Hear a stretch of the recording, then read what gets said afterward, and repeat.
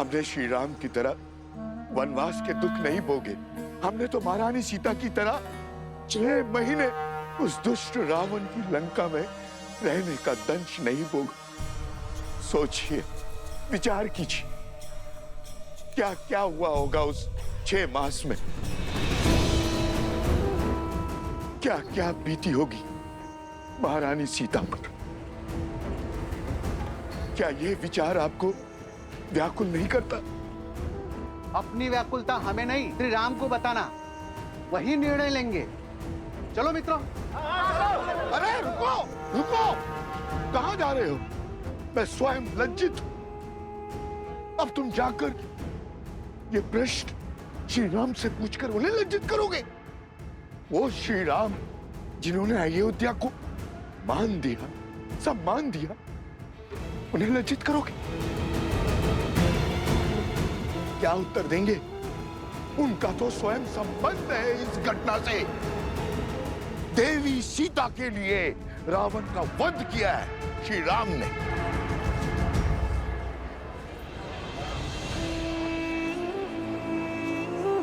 हाँ, यदि शंका है तो किसी धर्मात्मा विद्वान से पूछते हैं। तो फिर मंदिर के पुजारी जी के पास चलते हैं। वो विद्वान भी है और धर्मात्मा भी। वही इसका उचित समाधान देंगे। ये उचित? बिल्कुल। हाँ। क्यों भाइयों? बिल्कुल सही बोल।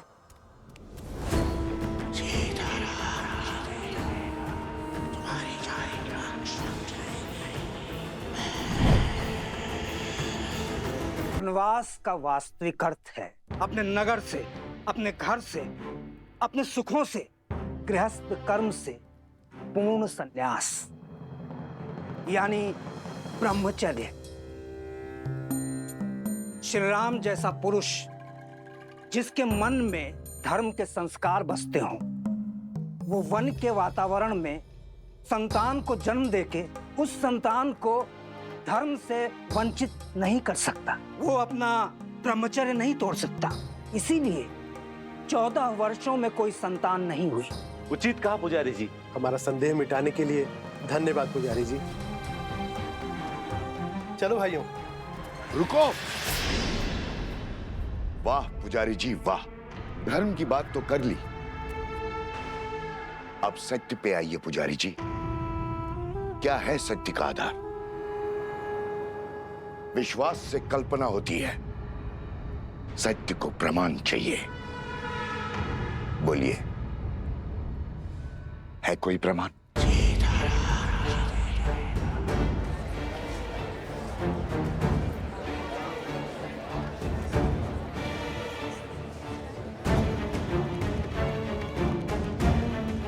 क्या हुआ पुजारी जी? सत्य की आंधी ने विश्वास का आवरण उड़ा दिया। अरे अभी समय ही कितना हुआ है वनवास से वापस लौटे हुए। एक ने कही, दूजे ने मानी, बस वही 2 ज्ञानी।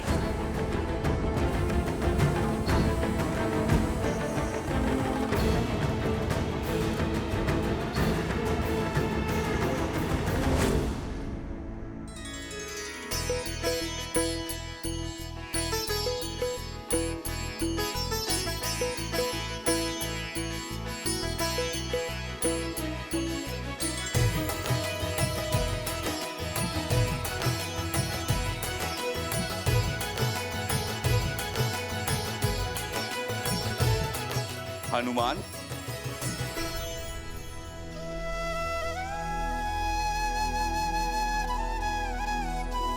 वाह हनुमान, तुमने स्वयं के साथ साथ बाकी सबको भी व्यस्त करके रखा हुआ है। प्रभु श्री राम युद्ध के लिए प्रस्थान करेंगे अब। अच्छा है महाराज, मेरा तो बैठे बैठे ये शरीर ही अकड़ गया था। परंतु हनुमान, इस युद्ध में वानर सेना भाग नहीं ले सकती, ये स्वयं श्री राम ने कहा है। आप निश्चिंत रहिए महाराज, मेरे होते वानर वीरों की कमी खलेगी नहीं प्रभु को। हनुमान, तुम समझ नहीं रहे हो। महाराज, मैं तो सब समझ रहा हूँ। बंधन में तो वानर सेना है, प्रभु राम का ये सेवक हनुमान नहीं।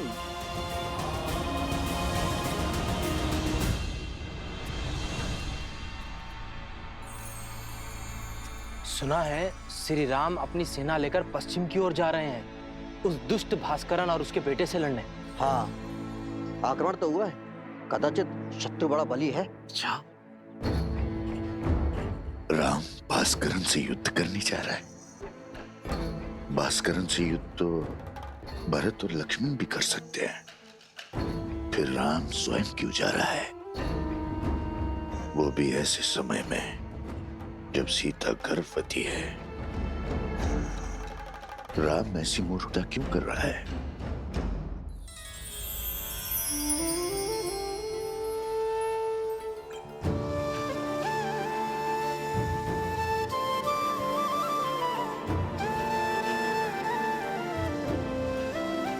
बैठो सीता।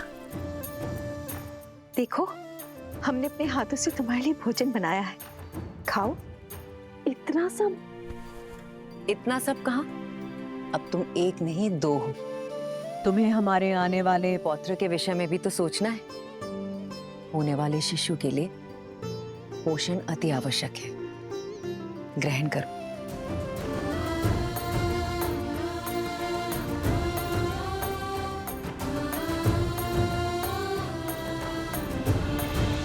अभी मुझे तुम्हें छोड़कर जाना होगा। रावण के मामा भास्करन ने अयोध्या पर आक्रमण कर दिया है। अपनी प्रजा की रक्षा के लिए मुझे अस्त्र उठाना होगा।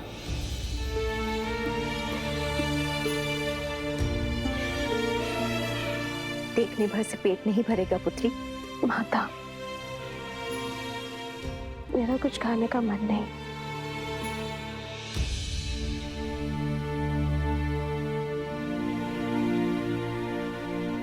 होता है, गर्भावस्था में ऐसा होता है। कभी मन करता है कि खूब सारा भोजन खा लो, और कभी व्यंजन देखते ही मन विरक्त हो उठता है। किंतु पुत्री, भोजन तो खाना ही पड़ेगा। गर्भावस्था में माता को अधिक ऊर्जा की आवश्यकता होती है। खा ले पुत्री। जितना मन भाए उतना खाओ। ये लो। नहीं माँ, मन नहीं है। दीदी, होने वाली संतान तो अभी से राम के गुण दिखा रही है। स्मरण है आपको, जब राम छोटा था तो कितनी हट किया करता था। ये भोजन खाना है, वो व्यंजन नहीं करना। रात्रि में उठ उठकर मुझसे व्यंजन बनवाया करता था, और मैं रात्रि में उठ उठकर उसके लिए राजभोग बनाया करती थी। स्मरण है दीदी? हाँ, याद है।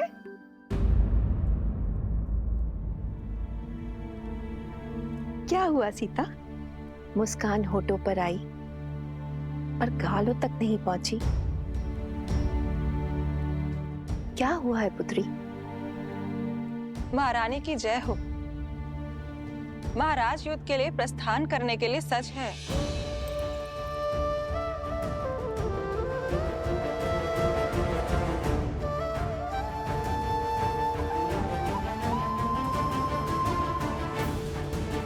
मैं समझी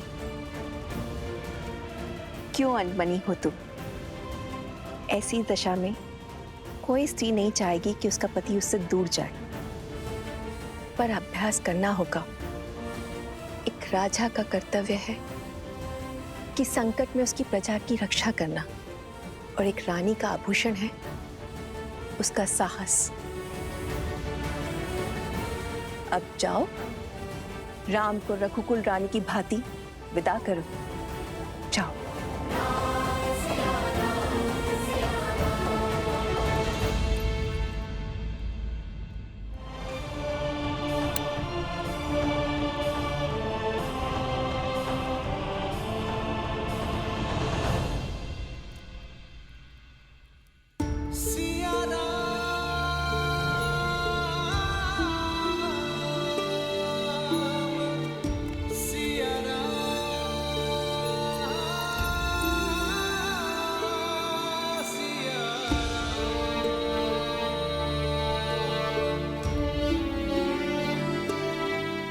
कल जिस विश्वास से मेरे विजय की घोषणा की थी, आज उस मुख पर इतनी चिंता क्यों सीते?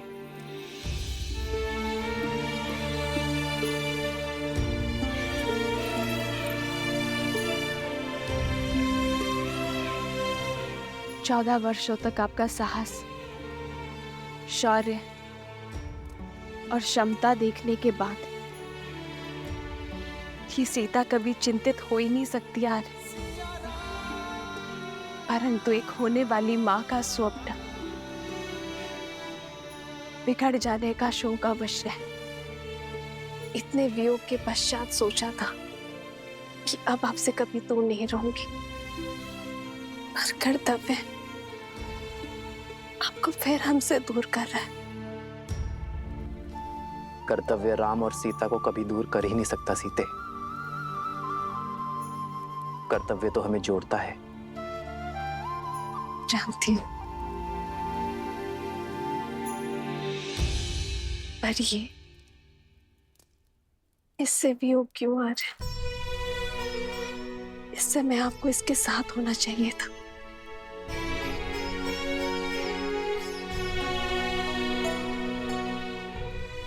सत्य कहते हैं सब। माता बड़ी स्वार्थी होती है। युद्ध पर मैं जा रहा हूं, और चिंता तुम्हें अपनी संतान की है।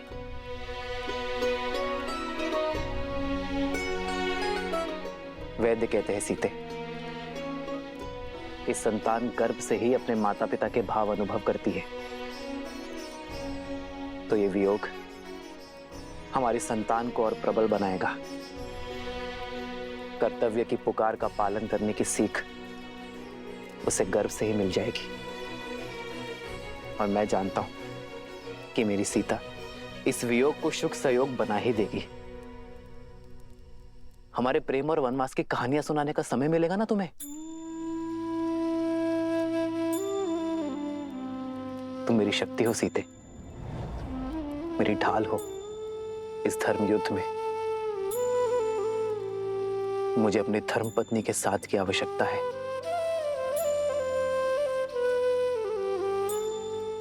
तो ये पल सदा आपके साथ रहेगा आर्य।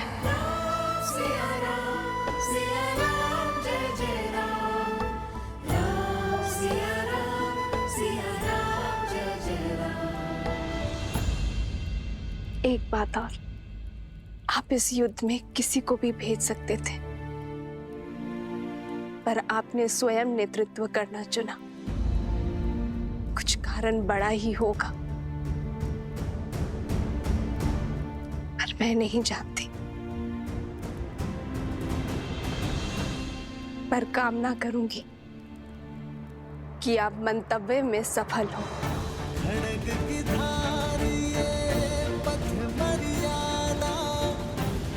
चलते जग हित रघुनंदन। मेरे लिए विजय होकर लौटना आ रहा है।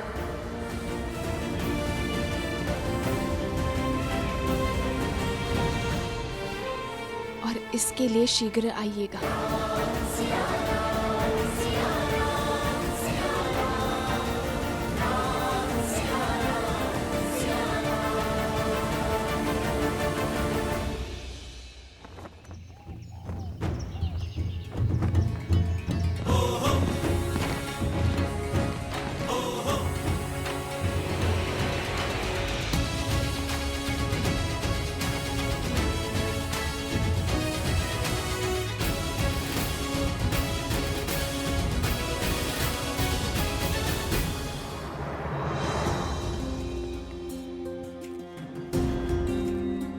स्वस्ति राम, विजय भव लक्ष्मण। होई सोई जो राम रचि राखा, को करी तर बढ़ावे साखा। आपका तेज सूर्य सा दमके।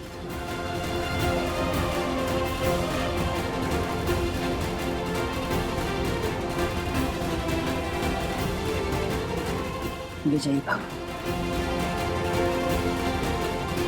विजयी भव। राम, तुम्हें शीघ्र ही राजमहल लौटना होगा। सीता के पुनः सावन संस्कार के लिए तुम्हें यहाँ होना अनिवार्य है। अवश्य मां। जय जय राम। भाव लक्ष्मण।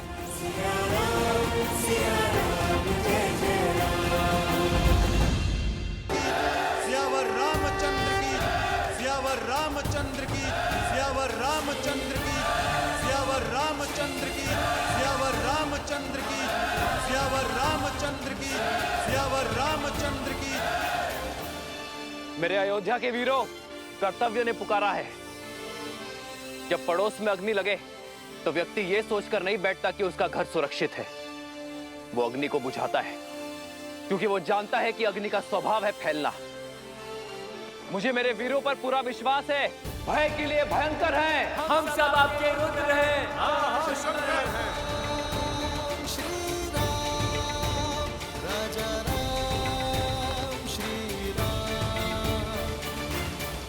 मित्र, ये मुख मोड़कर मत जाइए। वानर सेना ना सही प्रभु, हमें अपने साथ ले चलिए। जो हृदय में बसते हैं उनसे मुख नहीं मोड़ा जाता मित्र। मैं आपको छोड़कर नहीं जा रहा हूं, बल्कि आपके कंधों पर एक बहुत बड़ा उत्तरदायित्व देकर जा रहा हूं। जब मैं वहां युद्ध लड़ूंगा तब आप यहां अयोध्या का भार संभालेंगे, और जब आपके प्रस्थान करने का समय आ जाएगा हम युद्ध से लौटकर आ चुके होंगे।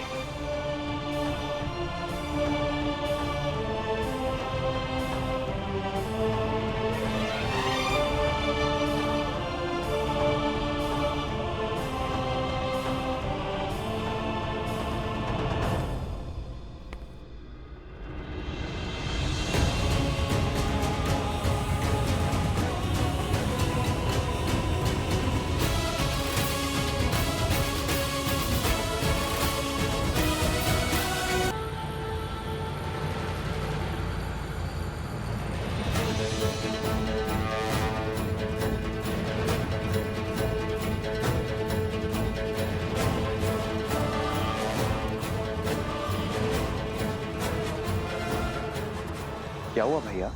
सैनिकों के चुनाव में मुझसे कोई भूल हुई? जिस समाज में बालक के हाथ में शास्त्र के बदले शस्त्र हो, वहां असुरों का वास होता है शत्रुघ्न। जीवन भर राष्ट्र सेवा का भार उठाने वाले वृद्ध समाज सेवा पाने के अधिकारी हैं, और जो युवा अभी अभी विवाह के बंधन में बंधे हैं वो भी युद्ध में जाने के योग्य नहीं है। प्रभु, ना मैं बालक हूं, ना मैं वृद्ध हूं, और ना विवाहित। फिर मुझसे राष्ट्र सेवा का सुख क्यों छीन रहे हैं आप? क्योंकि तुम अयोध्या के सैनिक नहीं हो।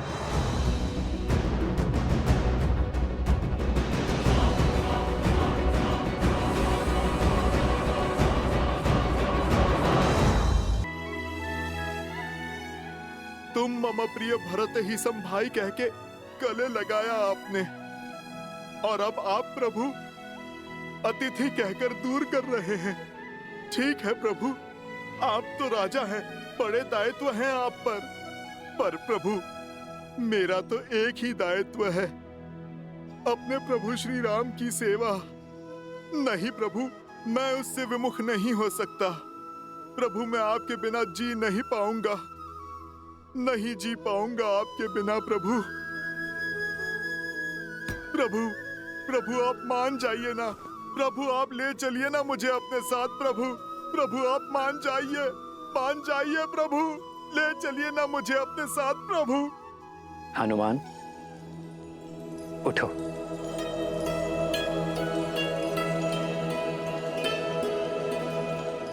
तुम जीत गए हनुमान, मैं हार गया। चलो हमारे साथ, किंतु मेरी एक शर्त है। कैसी शर्त प्रभु?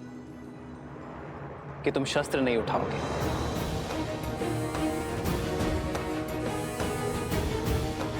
तुम्हारी हट मेरे साथ चलने की थी, वो पूरी हुई, किंतु युद्ध में चाहे जैसी भी स्थिति हो तुम अस्त्र शस्त्र का उपयोग नहीं करोगे। स्वीकार है प्रभु, स्वीकार है।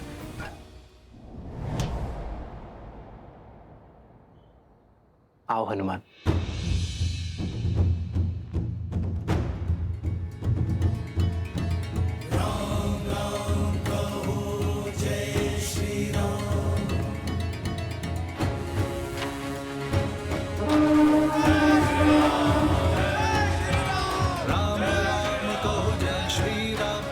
दशरथ नंदन राजा राम, राम नाम भजते हनुमान, अवध बिहारी राजा राम। जय श्री राम, जय श्री राम, जय श्री राम, जय श्री राम, जय श्री राम, जय श्री राम, जय श्री राम। राम सत्य में युद्ध पर स्वयं जा रहा है। जय श्री राम। श्री रामचंद्र कृपालु भजु मन हरण भव भय दारुणम, नव कंज लोचन कंज मुख कर कंज पद कंजारुणम। सिया राम, सिया राम, सिया राम, सिया राम, सिया राम, सिया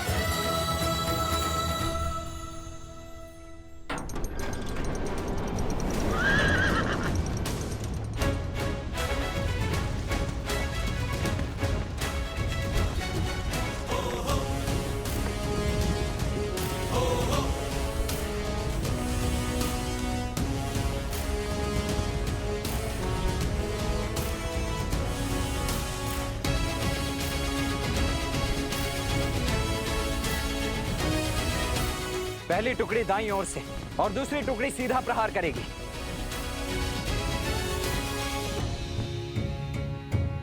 सारथी रोको।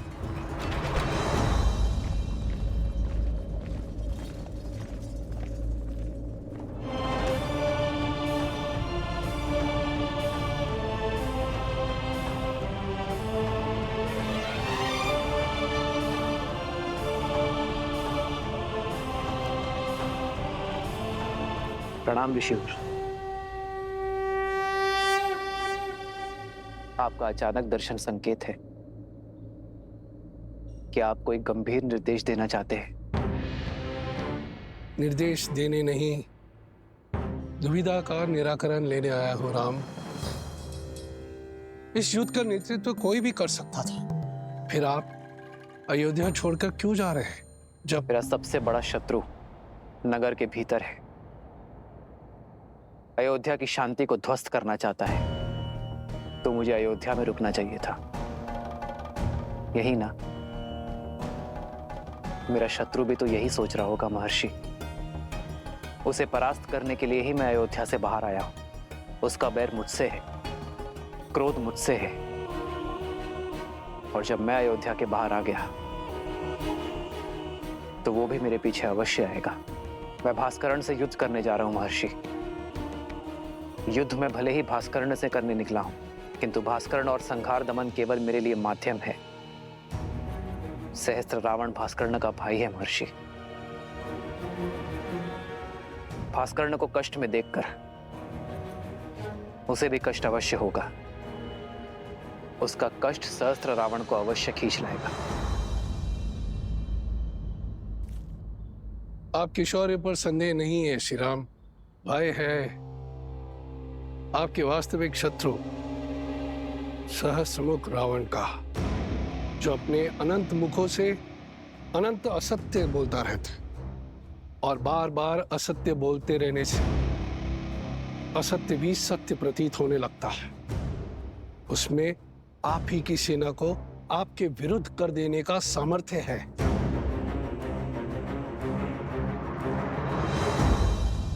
इसीलिए तो सहस्त्र रावण को अयोध्या से दूर खींच लाऊंगा मैं। उसे अकेले ही ललकारूंगा, ताकि वो मेरी अयोध्या में असत्य का विष नहीं घोल पाएगा। और इसमें आपके प्राणों का संकट है। अपनी प्रजा के हित के लिए राम को मृत्यु भी स्वीकार है।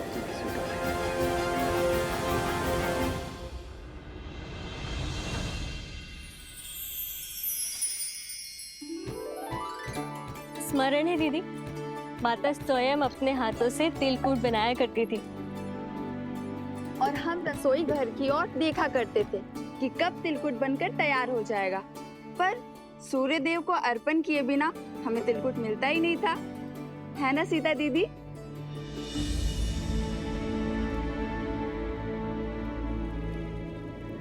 कहाँ खो गई दीदी?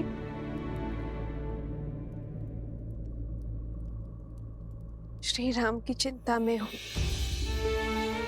मैं जानती हूँ कि लक्ष्मण भैया और हनुमान उनके साथ हैं, किंतु मन है कि मानने को सजी नहीं है। दीदी, ये शुभ दिन हर अशुभ विचार नष्ट कर देगा। आज मकर संक्रांति है। उत्तरायण के दिन सूर्यदेव उत्तर की यात्रा को प्रारंभ करते हैं। पवन ऊर्जा चरम पे होगी। देखिएगा, श्री राम की विजय अवश्य होगी। दीदी, चिंता छोड़ दीजिए और चलिए हम चलकर सूर्य देव से प्रार्थना करते हैं, सब शुभ होगा। आइए।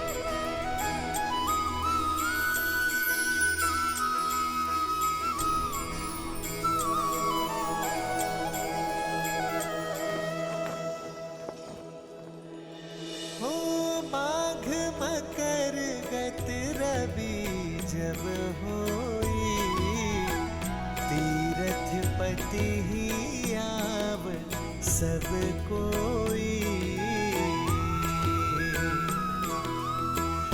देव धनुज किन्नर नर श्रेणी, सादर मजही सकल त्रिवेणी।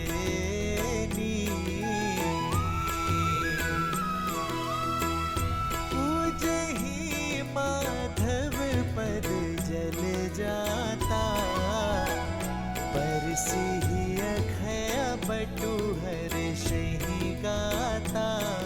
हे सूर्यदेव, मेरे श्री राम को युद्ध में विजय देना।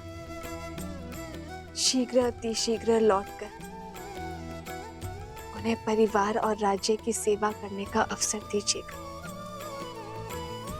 सुना नहीं क्या क्या बातें हो रही है नगर में? कैसी बातें? लोग आजकल काना फूसी कर रहे हैं राजा राम और माता सीता के विषय में। हाँ, मेरे पति ने भी मुझे राजमहल की सेवा छोड़ने के लिए निर्देश दे दिया है। क्यों? ऐसा क्या हुआ? क्या बातें कर रहे हैं आप लोग? बोलो, क्या बोल रही थी तुम? जी वो मेरे पति दूसरी पत्नी लाना चाहते हैं, और जब मैंने विरोध किया और श्री राम के एक पत्नी व्रत होने पर दुहाई दी, तब उन्होंने क्रोधित होकर कहा कि राजाओं का क्या, वैसे भी श्री राम के प्रेम के आगे उनको कुछ गलत नहीं लगता। वो तो कुछ भी नीति बना सकते हैं। उनको कौन है कहने वाला? सामर्थ्य को दोष और स्वर्ण को दाग नहीं लगता। पर हमें राजाओं की चाल पर नहीं चलना, और कहा कि महल के वातावरण से मेरा मन दूषित हो जाएगा। कैसा दाग और किस पर लगा है? वो तो नहीं बताया। आने दो श्री राम जी को। जब ये प्रश्न राजसभा में सबके सामने पूछा जाएगा, तब हर रहस्य से आवरण हटाना ही पड़ेगा। मानवी, शुरकीर्ति,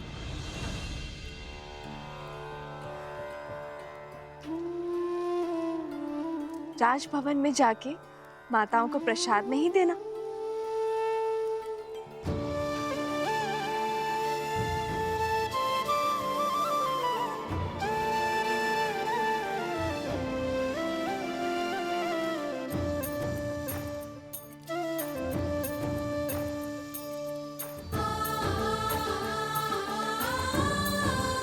कितनी शुद्ध और सरल है देवी सीता। इनके बारे में कोई इतना ओछा कैसे बोल सकता है? दीदी, किसी दासी का पति राजमहल के वातावरण के बारे में आपत्तिजनक बातें फैला रहा है। राजा और रानी के विषय में शंका पनपना उचित नहीं है। समस्या फैल सकती है दीदी। राम राज्य में अराजकता कभी नहीं आएगी मांडवी। श्री राम आते ही कोई ना कोई हल अवश्य निकाल लेंगे।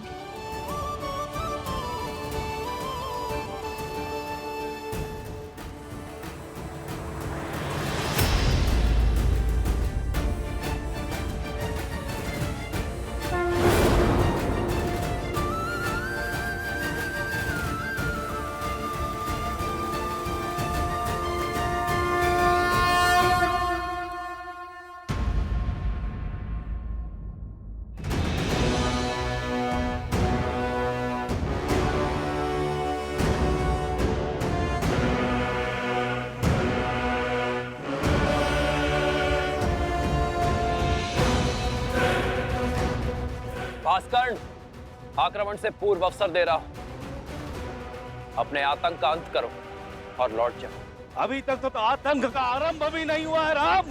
और जहां तक रही अंत की बात, यदि मैं समय रहते लंका पहुंच गया होता तो युद्ध का अंत कुछ और ही होता। वही तुम्हारे रक्त से सागर को रंग देता। जो काम तब न हुआ वो अब होगा। इस रणभूमि में मैं तुम्हारा वध करके रावण के मृत्यु का प्रतिशोध लूंगा और तब होगा न्याय। प्रतिशोध से न्याय नहीं मिलता भास्कर्ण। प्रतिशोध केवल स्वयं को जलाता है। लौट जाओ। स्वयं के बल पर बड़ा अभिमान है ना तुम्हें राम, समाप्त होगा। तुम भी और तुम्हारा अभिमान भी। भास्करण का तेज और संघर दमन का दमन तुम्हें सेना समेत ध्वस्त कर देंगे।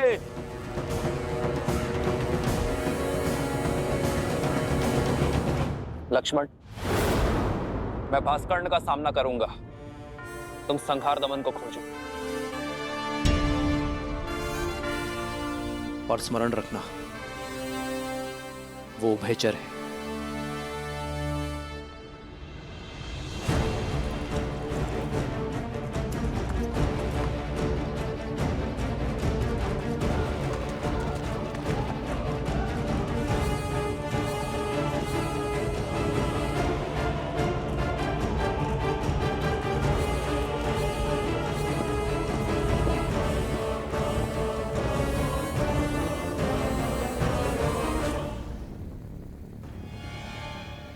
भास्करण का पुत्र संहार दमन, जिसमें सहस्त्रों बैलों का बल है, जिसके सानिध्य में आठों दिशाएं, सागर का बवंडर और चक्रवात है। साथ ही वो उभयचर भी है, जो जितनी सरलता से थल पर रह सकता है, उतनी ही सहजता से जल में भी जी सकता है।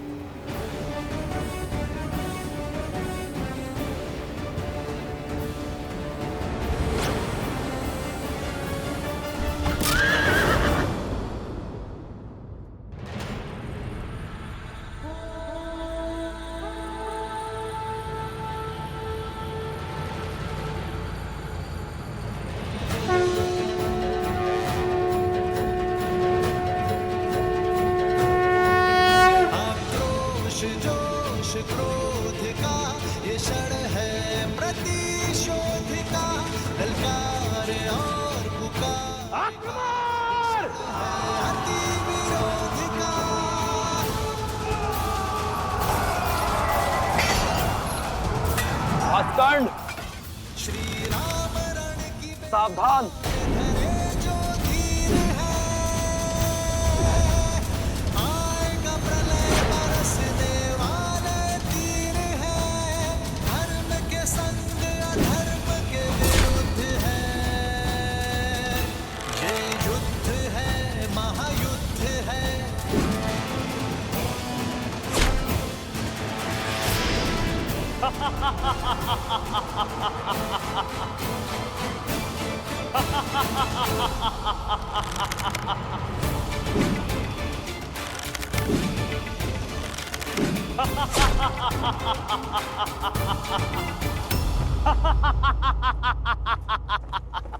बस राम, बाण क्या, ब्रह्मास्त्र चला दो। तुम्हारे ब्रह्मास्त्र मेरे तन को नहीं छेद पाएंगे। ब्रह्मा अपना स्वयं वरदान नहीं कर सकते।